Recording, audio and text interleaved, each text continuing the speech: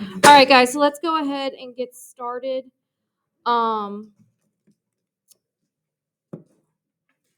So first things first,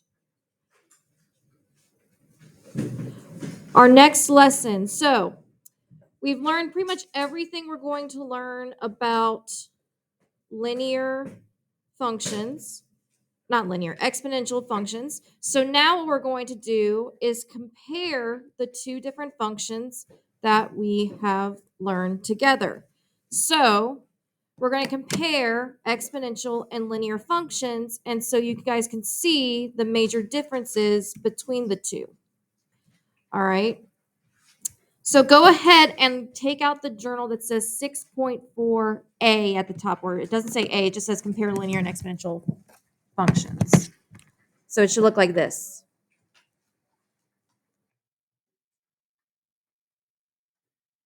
All right. So your I can statement for this is I can compare linear and exponential functions to determine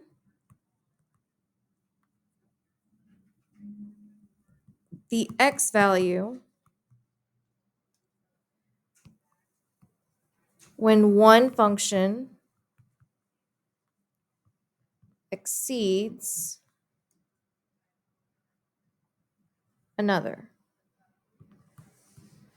So like I said, both of these lessons are going to be very, very calculator heavy. So that's why you want Desmos and a calculator out, because I'm going to show you both ways when we do this stuff.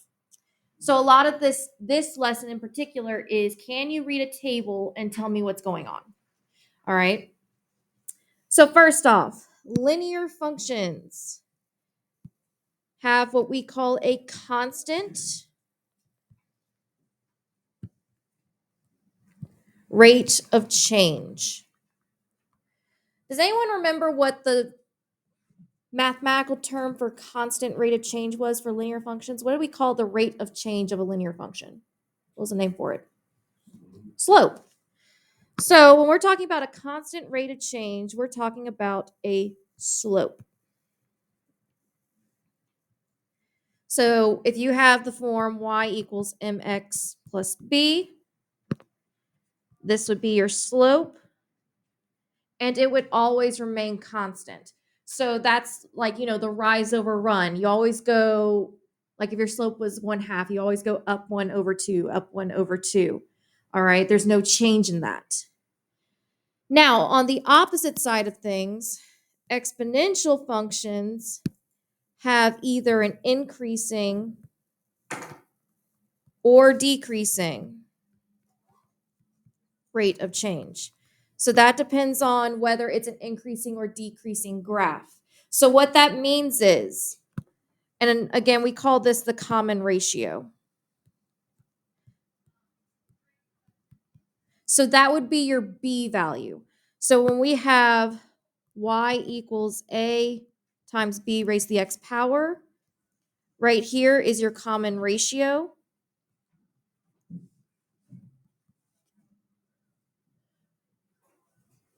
Which does show that your exponential function is increasing or decreasing. And another thing is that the actual rate of change, so how fast the graph is growing, depends on what that common ratio is. It's not going to be the same. It's not going to be the same like rise over run every time. It'll probably be different rises over run throughout. So that's why exponential graphs get bigger or smaller faster. Whereas linear graphs, we have that straight line because it's a constant rate. It just keeps on trucking. All right. Now, looking at these two graphs, and the exponential one's a little bit hard to see, so I'm just going to draw over it. So you may be able to see it on your paper, you may not. Again, I'm just going to draw over it just so you guys can see it a bit easier on the board. All right. So the leftmost graph is definitely a linear graph. All right, because it is just a straight line. So again, we got in the form y equals mx plus b. Now, below it, it asks us to write a function from this graph, and you should be very familiar with writing linear functions from graphs. So remember, the m is your slope, and the b represents your what? Who remembers? The y-intercept. So how would I write my equation for this linear graph? What would I find first? You could, or I would start with the y-intercept because it's just the easiest thing to see, which is right here at 2. So this right here is your b value at 2. So that means we have y equals mx plus 2. So we just need to find the slope. So we need to find what m equals. How do you find slope on a graph? Rise over run. So we're going to find the rise over run. So I'm just going to start my y-intercept and go to the next available point. So I'm going up 1 over 2. So that means my rise is 1, my run is 2. So what's my slope? 1/2. Now, is this going to be a negative or positive slope? Positive, because the graph's increasing. So this would be y equals 1/2 x plus 2. So that's my equation for that linear graph. Now, on the opposite side of things, we have our exponential graph. So on our exponential graph, this is what we've been doing the past 3 days. All right. So again, this is when we have y equals a times b raised to the x power, where a is your y-intercept and b is your base or common ratio. So if I'm looking at this graph, what's the first thing I need to find based off this graph? What's the easiest to find? The y-intercept. Where's my y-intercept at? 1. So this is my a value at 1. So I have y equals 1 times b to the x. Now, recall back to 6.2a. What did I tell you should do to figure out what your base value is or your b value? What should you do? How have we been finding our base value? We always make a what? We always make a table. So my suggestion to you is just make a quick table. You can either use all the points listed or at the very least pick 3 in order of x values.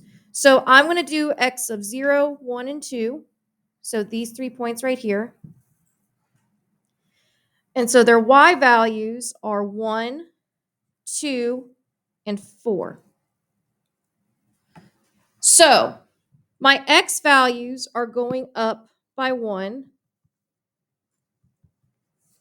So we know that basically however we get from each y value to the next is going to be our base since we're going up by 1 in our x values. So what do I need to multiply to 1 to get to 2? 2. And then what do I multiply from 2 to get to 4? 2. So my b value is equal to what? 2. So this would be y equals 1 times 2 raised to the x power. Or if you want to simplify that, because what's 1 times anything? Itself. You could also state this as y is equal to 2 raised to the x power. That's the other way you could state it. So I would accept either one of these answers. If you want to keep that 1 there just so you know it's there, that's totally fine. If you want to remove it, that's fine as well. I don't care either way. All right. So that was just kind of review on how to get them from graphs, as well as kind of how to tell what those graphs and equations look like. Now, let's look at some examples where we're actually comparing these. So look at example 1. So example 1 gives us two different functions. They give us f of x, and you may think this table goes with f of x, but it does not because it's labeled as g of x. All right, so completely different functions. These are two separate functions. So let's call this function 1 and function 2. So f of x and g of x, that's function 1 and function 2. All right.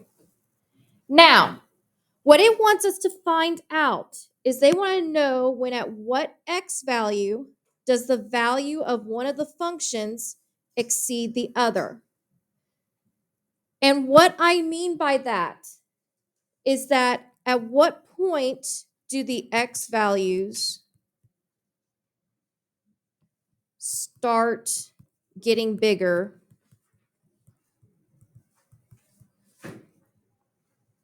quickly? So in other words, we start getting these massive x values out of nowhere. All right. The easiest way to do this is to compare tables. All right, so this is where your calculator or Desmos can come in handy. So we're already given the table for g of x. Now we're going to create a table for f of x. So I'm just going to create a small table for f of x using the same x values. So x and f of x. And I'm going to have 0, 1, 2, 3, and 4. Now, depending on your preference, there's two ways you can do this. So I think when it comes to just making a general table and you already know what your x values are, I think that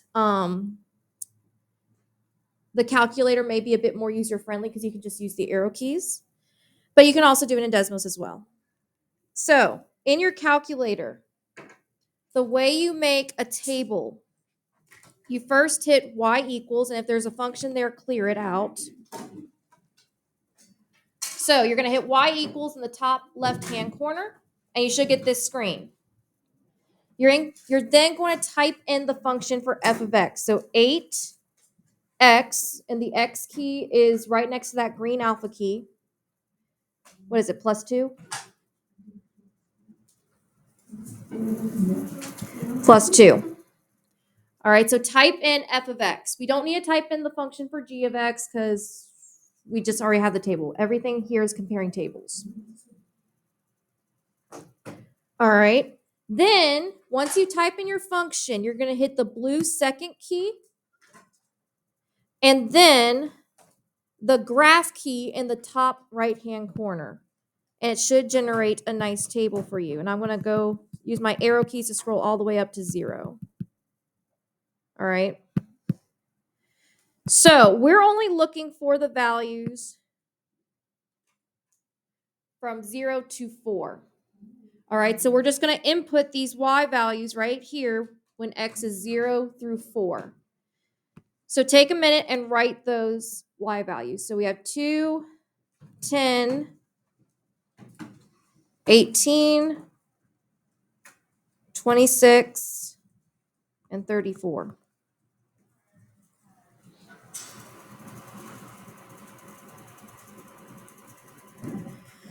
All right, so now we're comparing the two tables. So looking at the two tables, at what x value do they start exceeding each other? So where do we start having a bigger x value at? X value. At x equals 4. Because if you look, this is 432, this is 434. Now, that's only one instance. My suggestion to you is get a couple of points, which for f of x, that's really easy. You just go back and keep looking at the table. So I'm going to get 2 more points, so 5 and 6. So 5 would be 42, and 6 would be 50, correct? Now, how could I figure out 2 more points for g of x? So if I want x is 5 and 6, how could I figure it out? What's the pattern that's going on for g of x? We're multiplying by 2. So if you look at the y values, we're multiplying each y value by 2. So even though we don't know what the equation is for g of x, we can figure out the pattern and how to get to the next y value. So what should the next y value be for when x is 5? 64. What about for 6? If we continue the pattern, 128. So the reason I wanted to add in some extra points, why do you think that is? Because now look at what's happening. Which function exceeds the other now? So at first we're saying f of x is going to exceed g of x, but now look at g of x. What's happening between that and f of x?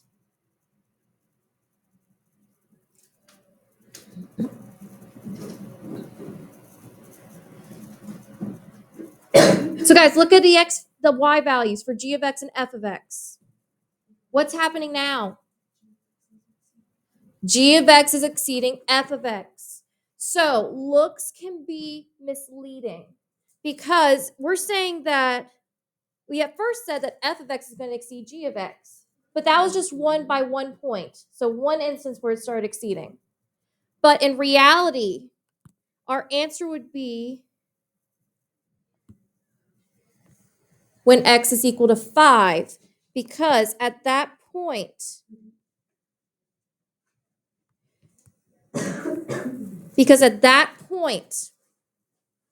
g starts getting very big very fast. So g of x exceeds f of x at x equals 5, starting at x equals 5. And that's how we would state that. Now let me ask you this. What type of function is f of x? So just based off the equation, because we got the equation, what function is f of x? What type of function, exponential or linear? F of x is definitely a linear function. Now, if I just gave you the table for f of x, how can we tell that it's a linear versus exponential? So it's all based off of the y values. How do I get from 2 to 10? Do I multiply anything or do I add something? You're adding 8. Let's check to see if that rule works. What about from 10 to 18? Are we still adding 8? Still adding 8. Still adding 8. And so on and so forth. So for linear functions, the way you can tell is that you'll be adding or subtracting a number to the y's to get to the next one. Whereas, what type of function do you think g of x is? Exponential. Why do you think so? Well, it's going up really, really fast, but also, how are we getting to the next y values? We're multiplying. So, this would be, g of x would definitely be an exponential. So if we have an increasing exponential graph, it's going to always exceed a linear graph at some point because it will start getting really big, really, really fast because it doesn't increase at a constant rate. But that's not always the case. Let's look at example 2. So example 2, we're given f of x and h of x. So before we even start comparing, what type of function is h of x?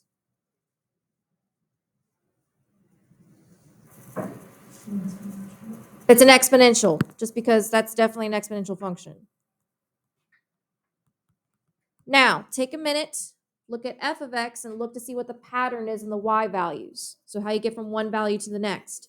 What do you think it's going to be, linear or exponential? Linear. Why? because we keep adding 6. So we're adding a number instead of multiplying to get to our next y value. So I'm going to assume this is linear. Now, what are you guys' predictions? Do you think this exponential is going to exceed the linear or vice versa? So I'll give you the hint. Look at the exponential function carefully and ask yourself what it's going to do graph-wise. So do you think the linear function will exceed the exponential, or do you think the exponential function will exceed the linear? What do you think? So let's do this. Thumbs up if you think linear is going to exceed exponential. Thumbs down if you think exponential is going to exceed the linear. All right, 1, 2, 3, go. All right, so I'm seeing some thumbs down, some thumbs up. All right, so it's kind of half and half. What you guys think? All right, well, let's actually check and see what happens. So now we're going to make a table for h of x. Now for this one, I'm going to do this one in Desmos so you can see how it works. So we're going to make a table for h of x, so x and h of x. And again, we're going to use the same x values. So 0, 1, 2, 3, and 4. So when you're comparing and you have to make a table, make sure you're using the exact same x values of the other table because it makes it easier to compare. So in Desmos, I have Desmos up. I'm going to type in the function first. So I have y equals 40 times 1/2,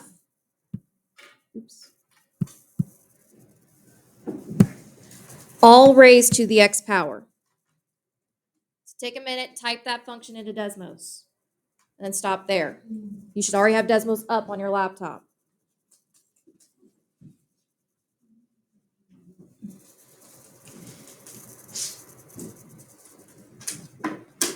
Ralph, head up, please. Now, to make a table, you will hit the gear key. And then do you guys see this little table picture right here? Ladies, shh. You're going to hit this table, and it should create a nice table for you.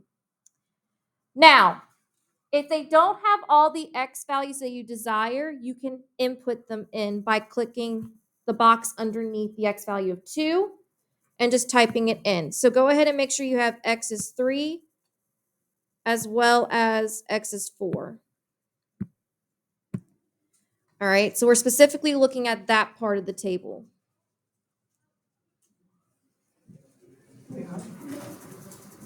So how to get the table or how to input the x values? So make sure the first slot is highlighted, the equation's highlighted, hit the gear key, and do you see that little table picture that pops up in that same slot? So right here, that's how you create it. Just click that and it'll automatically generate.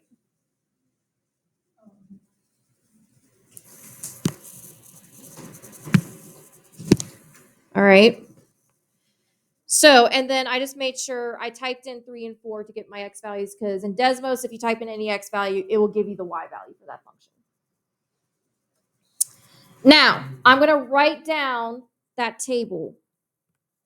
So I have 0 what? Just read it to me. 1 what? 20. 2, 3, 4. All right. So look at both tables. What happens? So the exponential y values are getting smaller instead of bigger. Why is that?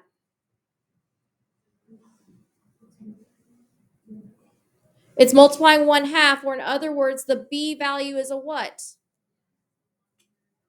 Look at the b value of the exponential graph. The b value is a what?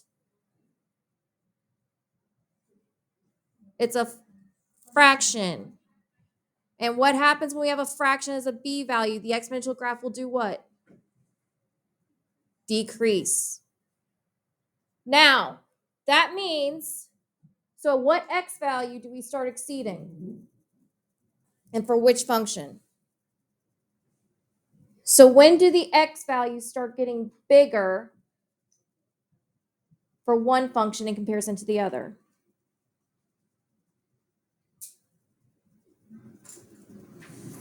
So guys, we know that h of x starts big, but it's getting smaller. So look from the linear to the exponential. What point does the linear exceed the exponential? That's a better way to state that. When does linear exceed exponential? At x equals 2, so right here. Because at that point, the linear y values start getting bigger than the exponential. So that's why you got to go down a couple points, because we know that if your y-intercept is higher for one graph than the other, you'll probably start with bigger numbers. But you want to look at where one starts absolutely exceeding the other, where one starts absolutely getting bigger than the other. So f of x exceeds h of x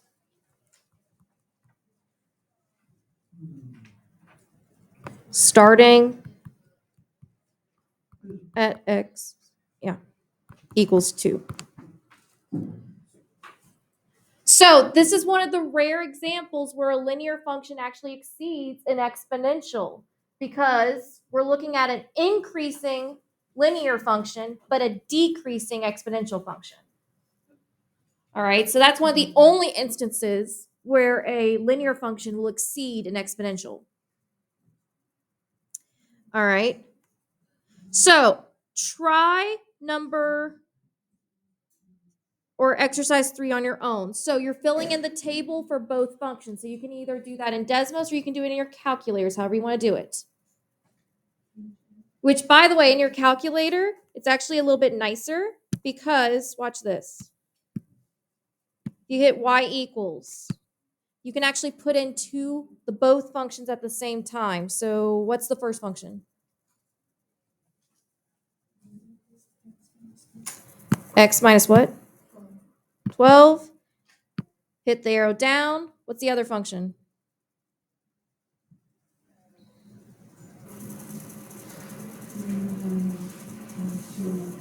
So negative, parentheses 1 divided by 2, raise to the x power. Then hit second graph. And do you see how we get the y's? So y1 are the y values for your first function. Y2 are the y values for your second function. And the x values remain the same. So it's kind of nice because you can see them side by side.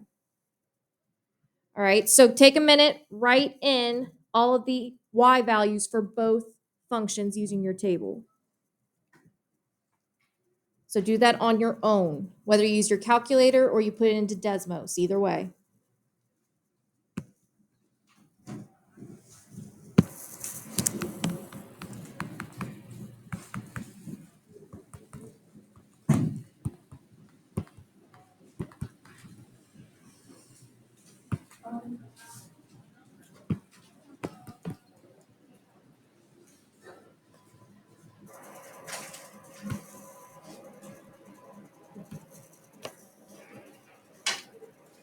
Oh, whoopsie.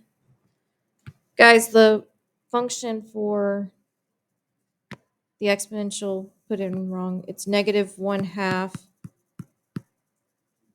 times 2 raised to the x power. So make sure that's input incorrectly. So second graph. So the table's going to be a little different. So we put in the wrong function into your calculator originally. Just make sure it's the correct one on your paper.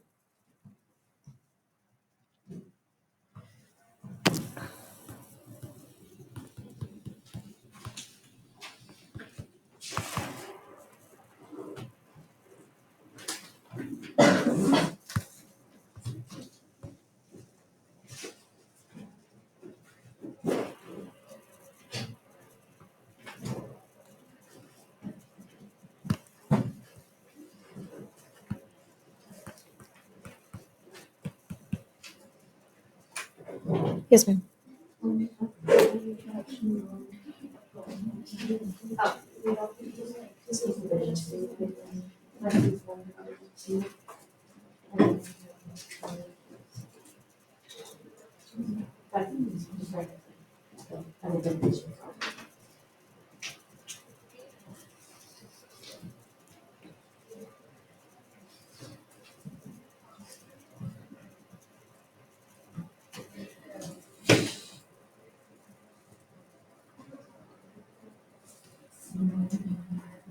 All right, so even if you don't got them all, that's okay. But for time's sake, we got to move on. So here are my y values for both. So copy them down if you need to. I just want to make sure that you at least know the process for getting those y values from the table using your calculator.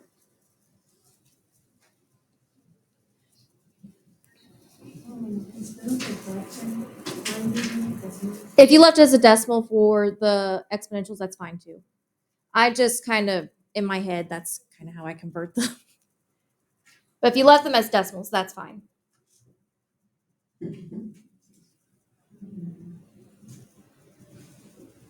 Like for -2, did you get -0.125? Yeah, that's the same as -1/8, so you're good. All right, so looking between the two, obviously we're starting with a lower number at -2. All right, for when x is -2 for your first function. However, where would you say we're absolutely exceeding the other?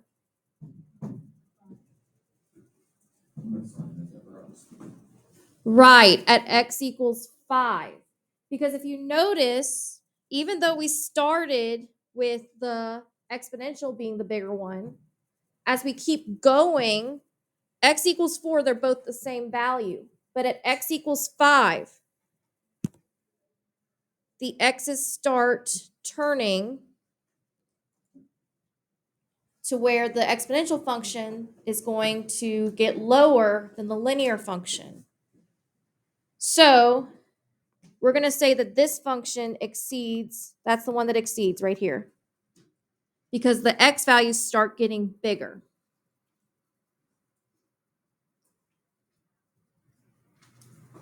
Or they'll get bigger than the other.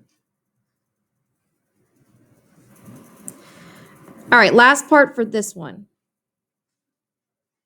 So this one, we're not comparing these two. All we're doing is determining, if we're looking at one table, determining whether it's going to be a linear or exponential function, and we need to write the rule for it. So remember, linear means you're adding or subtracting something to the y values to get to the next one. Exponential means you're multiplying or dividing something to the y values to get to the next one. So for the first table, what do you think it's going to be, a linear or exponential? So look at the y values and ask yourself, how do I get from one to the next? So how do I get from -5 to -8? We would subtract 3. What about from -8 to 11? Subtract 3. What about from -11 to -14? Subtract 3. So what type of function do you think this is? Linear. We're adding or subtracting something. So this would be linear. Now, so again, if it's linear, we're using y equals mx plus b. We already found the slope. Because just like with an exponential, it's going up by a constant rate of change since we're adding 1 on this side. So my slope for this is -3. So we get y is equal to -3x. How do I find my y-intercept? How could I find it? We could work backwards. So we know, like if we work backwards, 1, 2, 0, we know that we would have to do -3, -3, -3. So if we're working backwards, we'll be doing what instead of subtracting 3? Adding 3. So what's -5 plus 3? -2. What's -2 plus 3? positive 1. And then what's 1 plus 3? 4. So our y-intercept is at 4. So this would be plus 4. So right off the bat, that's our equation. All right. What about the second one? What do you think? Exponential or linear? Exponential. Why?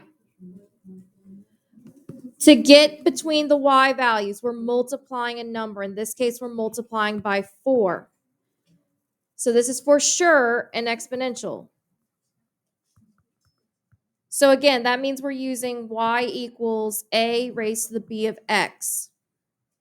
So we already know what our b value is. What is it? 4.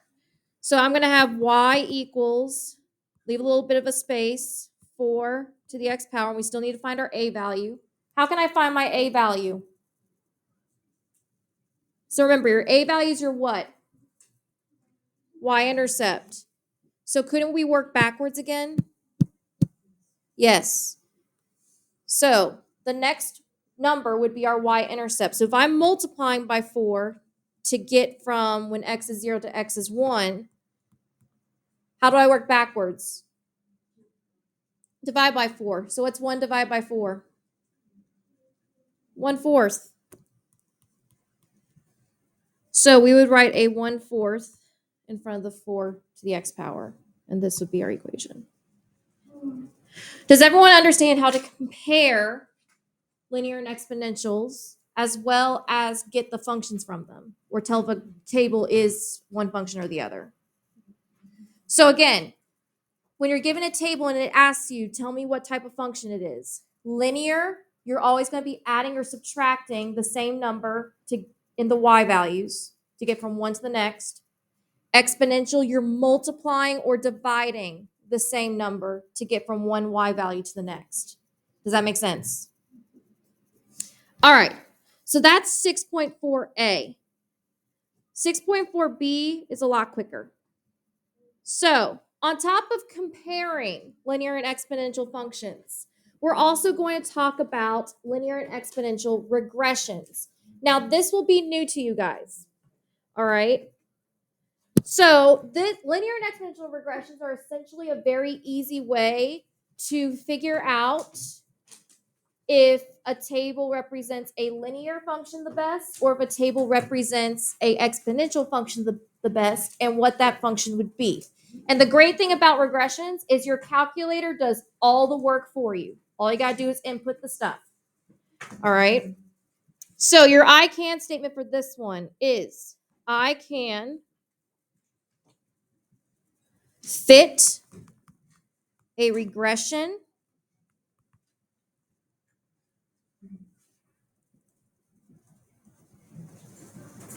line to a linear and exponential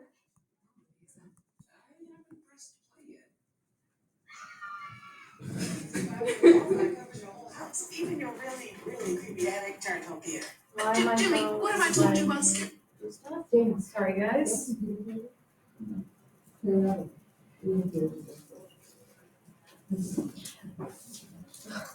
line to a linear and exponential data set. So in other words, a table, as well as determine which regression model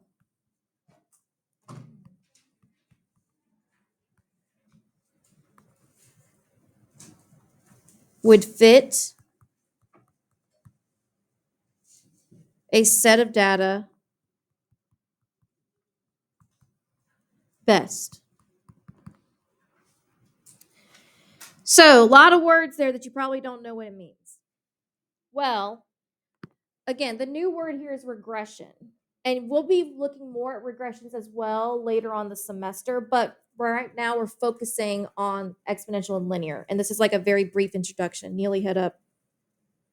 So, to define a regression models or regression models describe the relationship between variables, so the x and y variables, by fitting a function to the data. And we call that the line of best fit. So in other words, it may not be a perfect line, but it's the best fit for that data. And again, the data is going to typically given to you as a table. All right. And again, all this goes in your calculator. So there's no actual math you got to do yourself. It all goes in a calculator. You just got to know how to analyze it. So a line or curve of best fit can be formed by any type of function. So there's so many different types of regressions. But for this class, we are focusing exclusively right now on linear and exponential regression. So in other words, we're fitting a linear equation or an exponential equation to a set of data. Now, to give you an example of what regressions look like, I have two graphs here. Do you guys notice how the points on the graphs don't fit that line exactly? That's what a regression is. So your regression lines are right here. Both of these are your regression lines.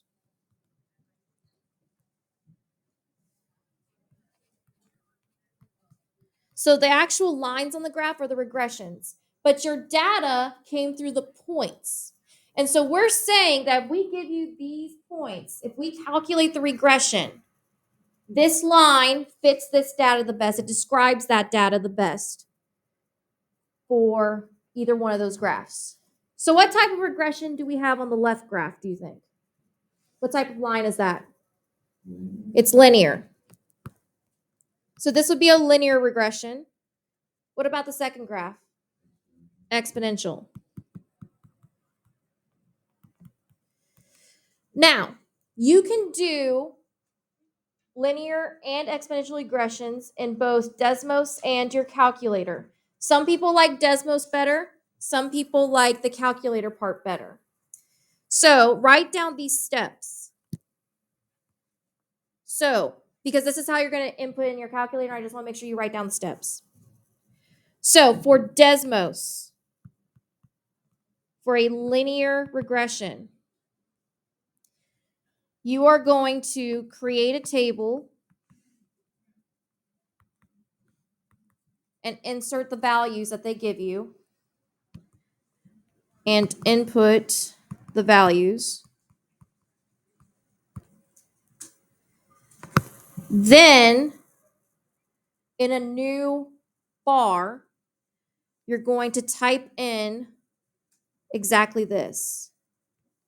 Then type underneath the table y subscript 1, a little squiggle key, mx1 plus b. So essentially, you're telling your graphing calculator, give me a linear function to this set of data. And what will happen is that your calculator will generate the values of m and b for you. And they'll tell you, okay, m has to equal this, b has to equal this. On the flip side, for your calculator, so if you're using your TI, so if you use your calculator for your TI, you're first going to hit the stat key on your calculator and then enter.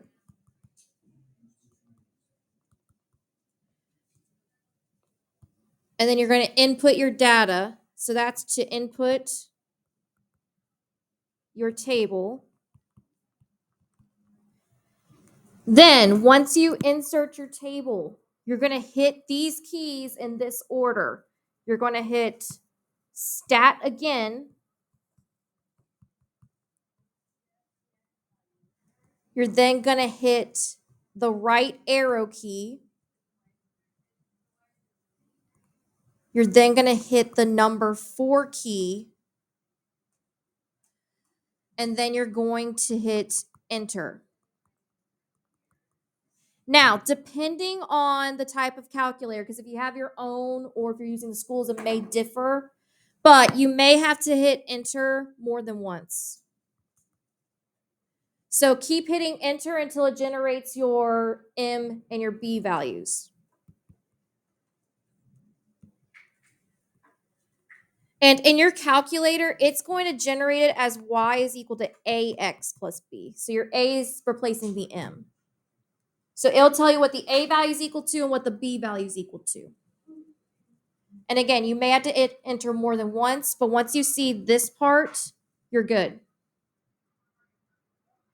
Now on the other side, for exponentials, if we're doing Desmos,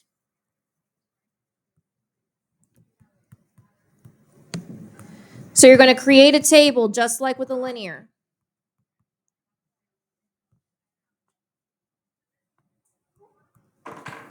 Then what you type in to get the regression is different. So once you create the table, then you type in y1 squiggle a times b raised to the x1. And guys, your subscripts will automatically generate if you're typing this in. All right.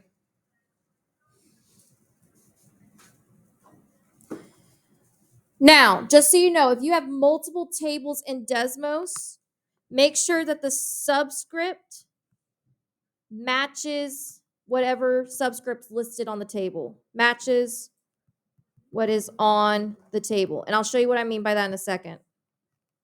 And that's for both linear and exponential. Now,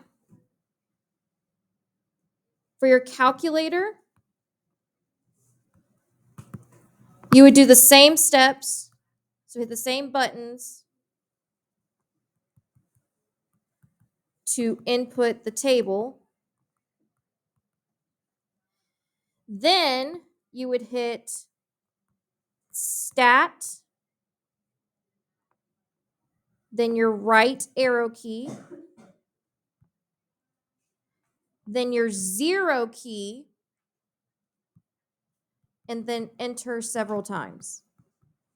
So again, you may have to hit enter more than once depending on the type of TI calculator you got. All right. So again, I want you guys to write that down just so you know what to input. All right.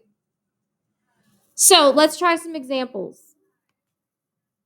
Any question? And again, we'll discuss how to input both in the calculator. We'll show you both ways. So, why are you? Okay. So let's look at example 1. So for this example, they asked us to create a linear regression for the following equations and then round each of our parameters or our m and b values to the nearest 10th. So when they say the word parameter, that's what they mean. They mean your m and your b values. So I'm going to show you how to do this in both your calculator and in Desmos. So in your calculator, before you do anything, you need to make sure that something is on. So I want you guys to hit the mode key, which is right next to the second key. And this screen should pop up. So hit mode, which is right next to the blue second key.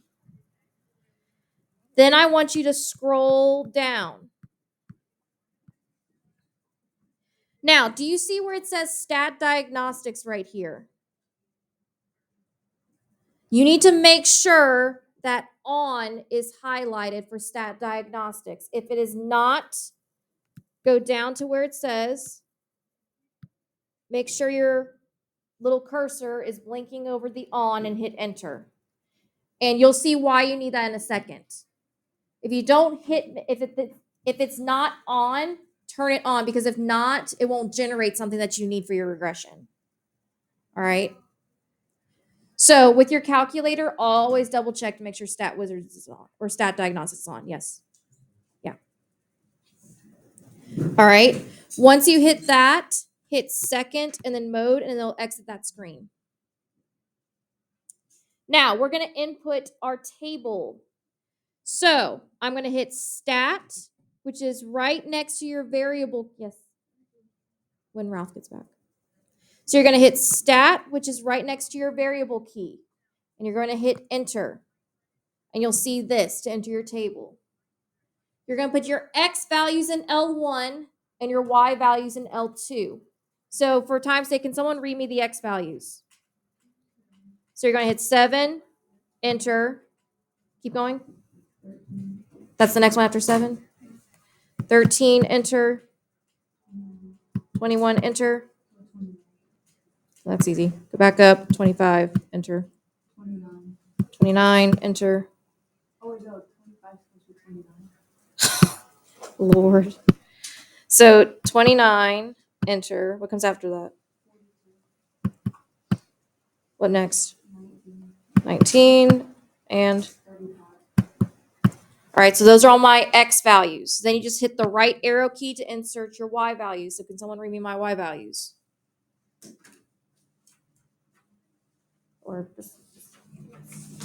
So your y values should be 603, 428, 180, 49, 505, and 30. So if we look at our table, there's no clear pattern of what's going on.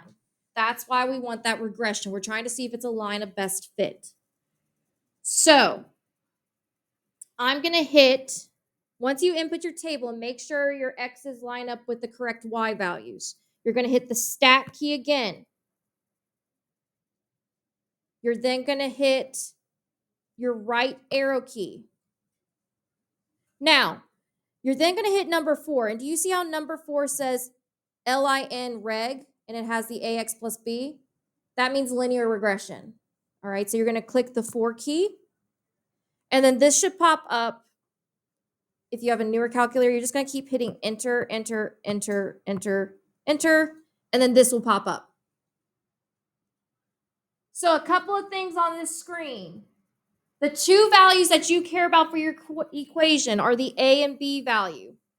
And it even tells you up top where you're going to place them in terms of the equation. So your A value would be your slope. Your B value would be your y-intercept. All right. Now, it also has r squared and r values. We'll talk about what that means in just a second. So don't worry about that right now. So if I round to the nearest tenth for my parameters, I would get y equals negative 17.3x plus my b value would be 717.7. So notice how the equation is not going to be exact. All right, you may not get those exact x values if you plug, or the exact y values if you plug back in those x values for x. But that's the line that best describes that shape of data. We're saying that with this data set, this line describes it the best. Now, the way we know that a regression fits the best is based off of the r values and the r squared values. So the r value is known as the correlation coefficient. So if we look back at our calculator screen, the r value is the very bottom one, and it is negative 0.95. So this is negative 0.95, and it says thousand, so one more decimal place. 0. All right, that's our r value, so that's equal to the r. Now, depending on what your r value is, you're looking, when you're talking about your r value, you're looking for how close it is to either -1 or 1. The closer it is to either of those numbers, the stronger or the higher chance that it's a good line of best fit. All right. So, and the negative and the positive one just states that, okay, this has a negative correlation, so it'll probably be a decreasing graph if it's closer to -1. If it's positive, this has a positive correlation, meaning it's an increasing graph. So you're really just looking to see how close it is to 1. So based off of that, with how close that number is to either -1 or +1, do you think it's going to be a strong, weak, or moderate correlation? So it's strong if the number is really, really close to -1 or 1. It's weak if it's not even close to 1 or -1. And it's moderate if it's kind of, around 0.5 in the middle. It's definitely a strong correlation. So it's strong because our R value is very close to -1.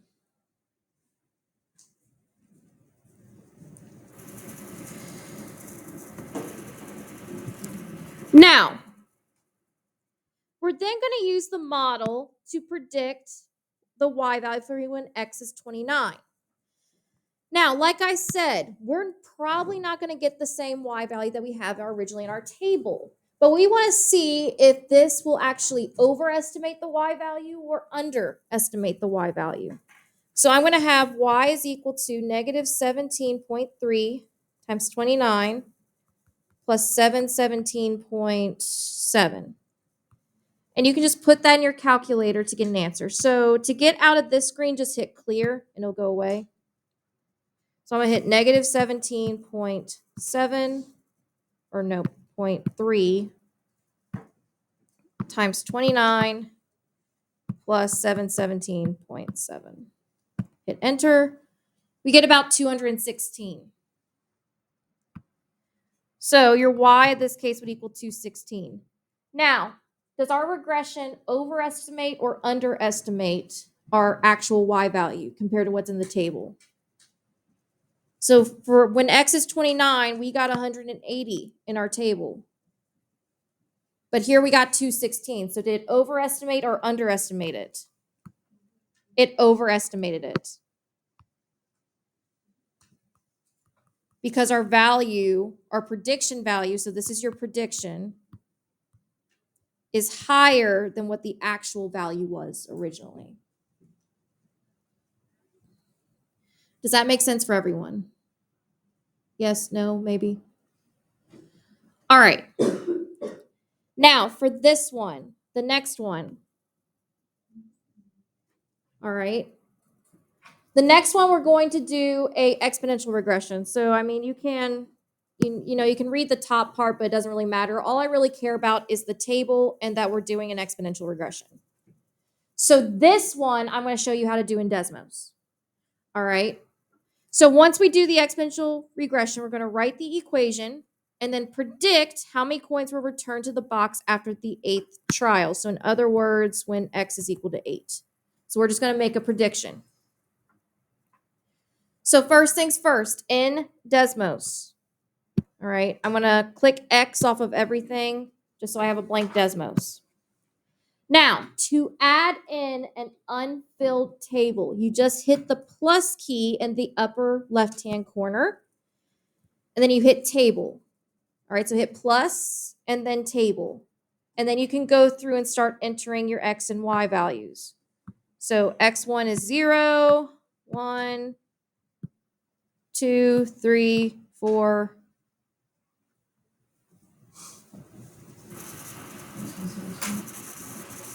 Oh, nope. I'm wrong. So delete the 2. That becomes a 3. That's a crap. I'm just going to start over, but make sure your X values are correct, guys. Obviously, Ms. Murphy did not look.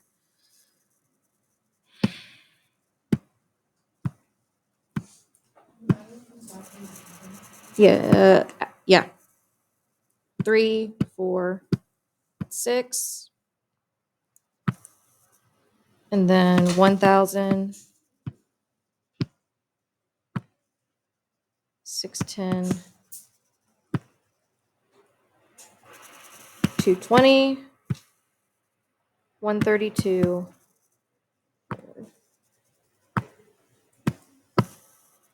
And 45. All right. Now, remember how I said that your subscript on your equation that you plug in depends on the table? So if I add in another table, so see how it says X1, Y1 here?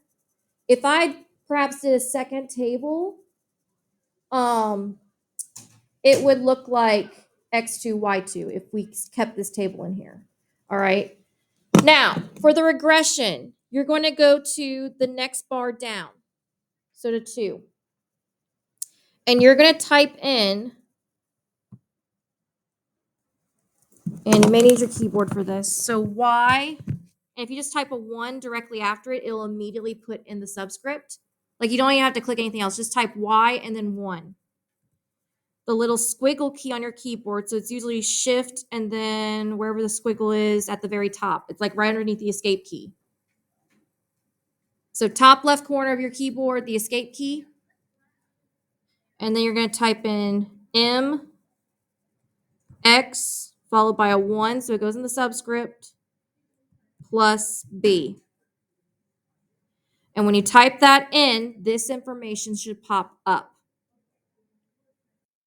So it tells us our M value, our slope. Oh, Lord, we're doing exponential. Sorry, guys. So it's A times B raised to the X and then type of 1. There we go. Okay, my bad. That's why it's important to read. So just change the value of the function. So now it tells me my A value as well as my B value, and we're going to round to the nearest tenth. So my A value, so that means my equation will be y equals 1001.1 times B, which is 0.6 raised to the x power. So that's my equation based off of my exponential, and that's 1002. Lord help. So that's my equation based off the data I was given. Now, notice how in Desmos it doesn't give you an R value, but it does give you an R2. Same thing applies with the R squared value, but instead of being close to -1 or 1, we're just looking at whether it's close to 1. So since this is a 0.99, it's very, very, very close to 1. So there is a very high chance of correlation. So we're very certain that this graph will work. And if you'll look, Desmos will actually graph the points and your regression line for you, and you can kind of see how close it is. So see how it almost lines up with all the points? It's very, very close. Now, we're then going to use this to find x equals 8. So I'm going to do y equals 1002.1, 0.6 raised to the 8th power. And I'm just going to put that in my calculator. So 1002.1. Guys, Miss Murphy just does not want to click the right keys today. My bad. 0.6 raised to the x or the 8th power. We get about, we're going to round up 17 coins. So we have approximately 17 coins left.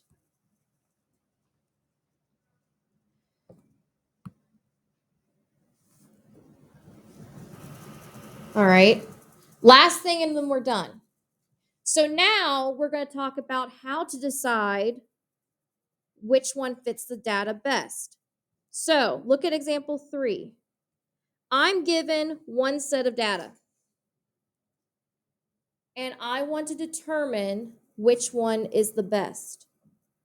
So I'm going to do one of these in the calculator. So I'm going to do the linear regression in the calculator, and I'm going to do the exponential in, or I'm going to do the linear in Desmos, exponential in the calculator, so I can look at side by side. But either way, you could look at them side by side. So for the linear, I'm just going to input a new table into Desmos. So I'm just going to click X on everything, hit the plus table, and then my points are, what is it, 0 through 7, something like that? 0 through 5, okay. So 1. If you keep hitting enter, the X's will start generating. Now, can someone read off my Y values in order?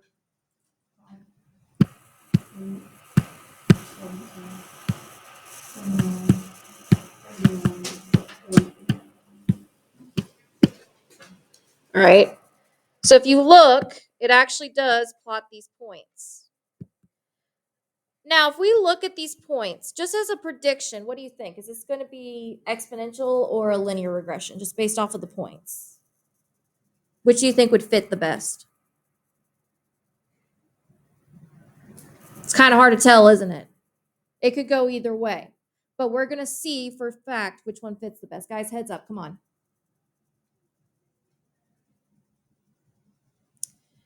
All right, so I'm going to get the linear regression. So I'm going to type in y1,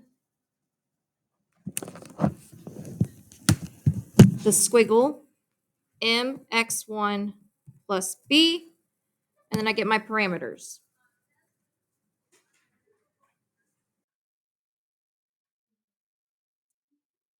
Now, I'm then going to do, you know what, we're just going to do all of it in Desmos.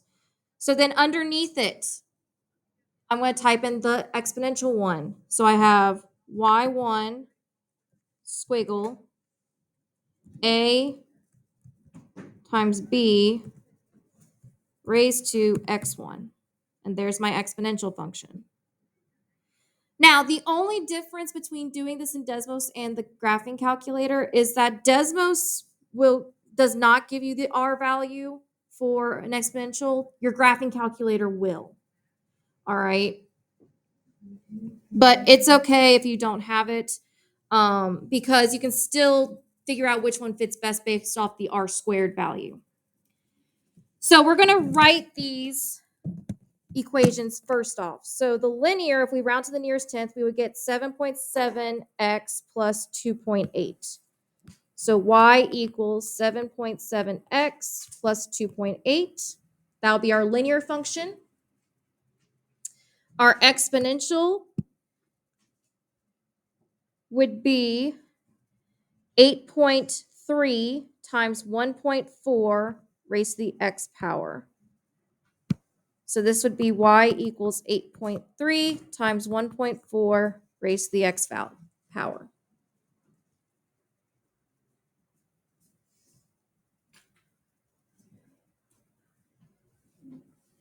So we're now going to answer some questions.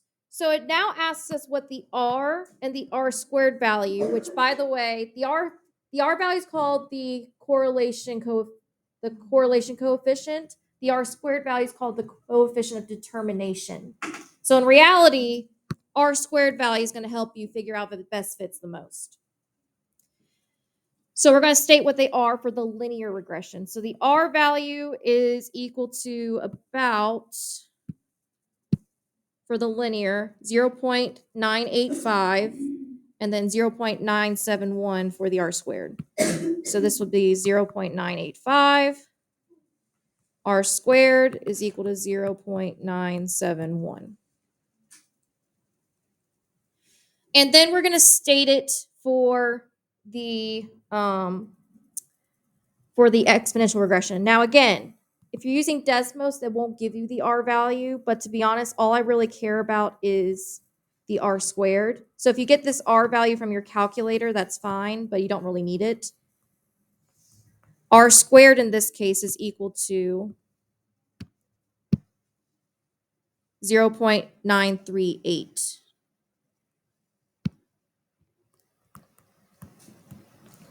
Now, the way we can determine which one is the best fit is we want this R square value to be as close to 1 as possible. So the closer it is to 1, the better it fits.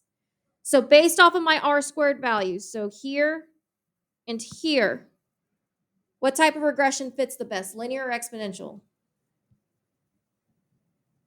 Which one's closer to 1?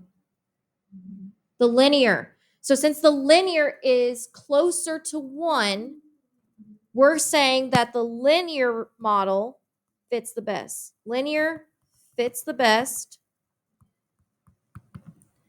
since its R squared value is closer to 1 than the exponentials.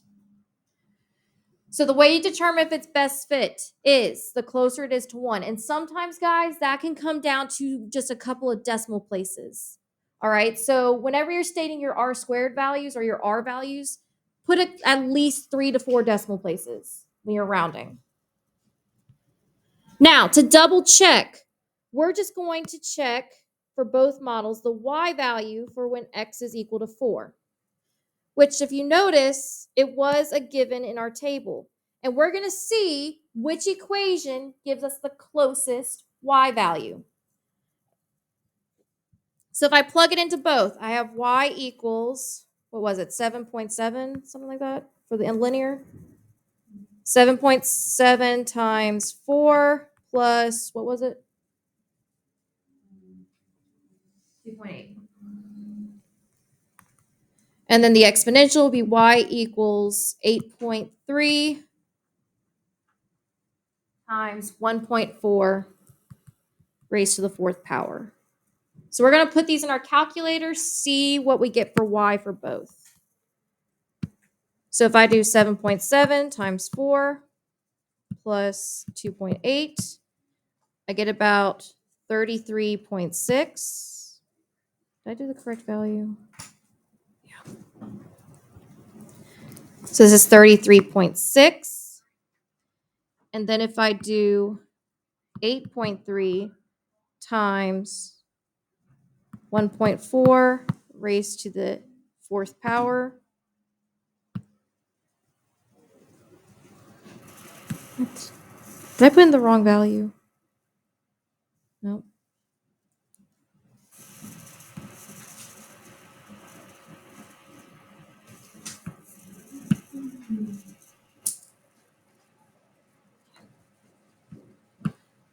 So that would be y is equal to 31.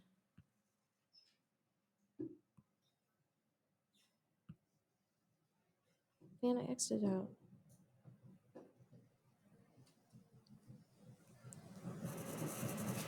Be 31.8 or 31.9. So, I mean, both values are very close, but the exponential is closer. But again, that's not always the case, all right, because we want our x value equal to 31. So the exponential is closer, so it doesn't quite match the model we predicted, but it does, we still think the linear is the best fit because it is the closest to 1. So again, sometimes checking yourself is not always the best. All right. Any questions on this? All right.